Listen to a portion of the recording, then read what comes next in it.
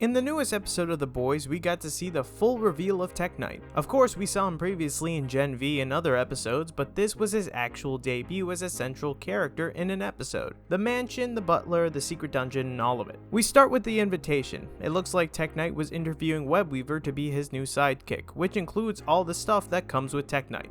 All of it. When MM goes to Webweaver's spot, we can see webs all over his place, like a bomb went off inside of his apartment. It looks like this universe's spider hero went down a dark path when his uncle died. After MM had to give him a shooter up his pooter, they steal his websuit. Back at the undercover meetup, Huey admits that the costume looks silly and kinda reeks. Kimiko calls him a Times Square Elmo, which for our non-American viewers are people in New York City's Times Square who dress up as famous characters and pose for pictures for tourists. And they also get mad when you take their picture without paying them. It's kind of weird. Guessing from Webweaver's lifestyle, I imagine he wouldn't be fond of visiting the laundromat. There's no heroin there. Back at Tek Knight's mansion, he is hosting a party for the One Percenters, with Homelander, Sage, A-Train, and Firecracker showing up in tow. Tek Knight tries to suck up to Homelander, but he quickly shoots him down, saying he's pathetic and he just needs him for the moment. Tek Knight shows off his wealth, but unlike Batman, his family fortune was built on slave catchers, to him owning private prisons, so essentially the same thing. For any non-American viewers, private prisons are exactly what it sounds like. Prisons under the control of private corporations that the government contracts to hold inmates that have been convicted. They get paid for the people that they imprison, meaning Tek Knight's entire family fortune from the beginning up until now has always been about chaining people up and making them suffer.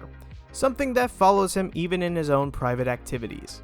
Huey then meets up with Tek Knight, and they start talking about the sidekick gig. And after rewatching the episode, there certainly were signs that this was more than just an interview for something else. Tek Knight then leads Huey down to his elevator into his dungeon, the book to activate it being the Marquis de Sade's 120 Days of Solem. We then see Tek Knight's Tech Cave. Instead of like Batman's crime-focused Bat Cave, the Tech Cave is more focused on Tek Knight's non-crime activities, mostly just the gross stuff. It honestly looks like Zed's basement from Pulp Fiction, including the Gimp. Tek Knight introduces Elijah, the Alfred parallel here, but instead of assisting him with his crime solving, Elijah is forced to clean out his dungeon and, in his own words, clean out of too many goddamn holes to count. Tek Knight then has Huey essentially ruin a cake while he pulls a David Carradine. If you don't know who that is, he was Bill in Kill Bill. Check his Wikipedia page for how he died, I'm not going to detail it here. Ashley then shows up to this messed up Eyes Wide Shut party, obviously not over the fact that Cameron Coleman got beaten to a pulp that she caused. They then have Huey bent over a bench of some kind while Ashley tickles his feet. Also, they have Yacht Rock playing over these scenes the whole time, and now I'm gonna have to associate Baker Street with cakes now. Thanks, Eric Kripke. After that whole scene that was really uncomfortable to watch with family, Tek Knight questions Huey, noticing him trembling. He then asks him what his safe word is, something that Huey has been trying to figure out all night. Tarantula! Huey answers wrongly, and Tek Knight unmasks him, revealing him as, surprise surprise, Huey Campbell. Tek Knight states that before he's going to give him up to Homelander, he's gonna make him some new holes and do stuff to them. Luckily, before he can give Huey a new orifice and some new trauma, Kimiko and Starlight find their way down there and stop him. The gang then interrogates Tek Knight on what his part to play in Sister Sage's plan is. He doesn't give it up because he's actually enjoying the interrogation, until the Gimp comes in and exposes his private laptop with his access to his bank accounts. And they start torturing a billionaire where it really hurts, by donating his money to charitable causes that he's actively trying to crush. He then breaks when they're finally about to donate $100 million to Black Lives Matter. He says that Homelander needs his private prisons for the dissidents when he takes over the White House. They then donate the money anyway. Before they leave, Elijah starts strangling Tek Knight, finally sick that the boy that he raised is fully a monster that's willing to help put people in prison camps. He also tells the gang what Webweaver's safe word was, being Zendaya, which is a joke on the fact that Tom Holland, the current iteration of Spider-Man, is dating Zendaya. Back at the base, Huey and Annie are listening to Victoria's speech. Huey then breaks down, obviously shaken up by the Tek Knight thing, but also dealing with the trauma of having to put down his father, with all of it finally hitting him,